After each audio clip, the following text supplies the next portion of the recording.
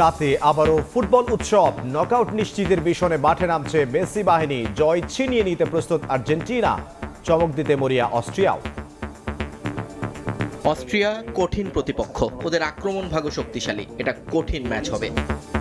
আকাশে নীলে রেঙেছে Dallas, Atlantic পেরিয়ে আবেগের ঢেউ বাংলাদেশেও।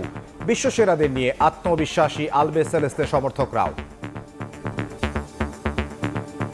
কনফিডেন্স রাখতে পারি যে আর্জেন্টিনা একটা জয় ছিনিয়ে নিয়ে আসবে। 2-1 অথবা 2-0 আর্জেন্টিনা বিজয়ী হবে। আজকে আমরা আশা রাখি মেসির পরে অন্তত গোল হবেই। মেসি সর্বোচ্চ গোলের রেকর্ডটা করবে। হারুক বা জিতুক, আমি সারা জীবনে আর্জেন্টিনা সাপোর্টার থাকবো।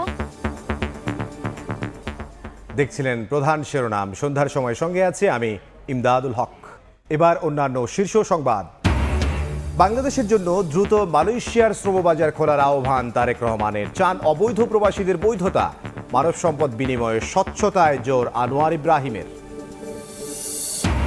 কার্যক্রম নিষিদ্ধ আওয়ামী লীগের প্রতিষ্ঠাবার্ষিকী ঘিরে সতর্কতা। ঢাকা, গোপালগঞ্জ সহ 6 জেলায় সেনা মোতায়েন। রাজধানীতে চেকপোস্ট টহল, নাশকতা ঠেকাতেই পদক্ষেপ।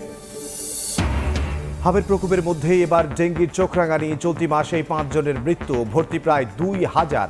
হামে আক্রান্তদের রোগ প্রতিরোধ কমায় বাড়ছে উদ্বেগ। বৃষ্টি উজানের ঢলে কুড়িগ্রামে পানি বেড়েছে। তিস্তা, ধরলা, দুধকুমারের। উত্তরাঞ্চলে স্বল্পমেয়াদী বন্যার পূর্বাভাস। ঘর বাড়ি সহ ফসলি জমি প্লাবিত হওয়ার শঙ্কা। এবং দলীয় চাপে ব্রিটিশ প্রধানমন্ত্রী কিয়ার স্টারমারের পদত্যাগের ঘোষণায় স্থানীয় নির্বাচনে লেবার পার্টির ভরাডুবির জের। নতুন প্রধানমন্ত্রী হওয়ার দৌড়ে অ্যান্ডি বার্নহাম।